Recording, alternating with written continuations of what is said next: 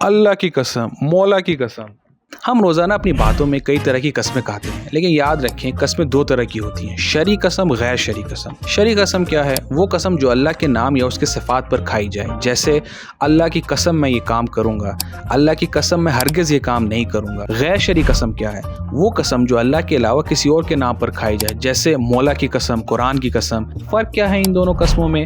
اگر کوئی شرعی قسم کھائے تو اس کو پورا کرنا واجب ہوتا ہے، لیکن کچھ شرطوں کے ساتھ۔ نمبر 1، قسم زبان سے کہی گئی ہو، دل میں نہیں۔ نمبر 2، قسم کا مضمون شریعت کے خلاف نہ ہو، مثلا وہ یہ نہ کہے کہ میں قسم کھاتا ہوں کہ میں نماز نہیں پڑھوں گا، یہ قسم باطل ہے۔ اسی ضمن میں یاد رکھیں کہ قسم کھانے والا شخص عاقل ہو، بالغ ہو، با اختیار ہو۔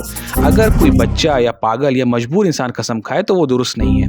اگر کسی نے شرعی قسم کھائی اور توڑ دی تو اگر کوئی شخص جان بوجھ کر اپنی شرعی قسم کو توڑ دے تو اس پر کفارہ واجب ہوتا ہے۔ کفارے کے 2 طریقے ہیں: 10 محتاجوں کو کھانا کھلائے، 3 دن لگاتار روزہ رکھے۔ اسی لیے مذاق میں بھی قسم نہ کھایا کریں۔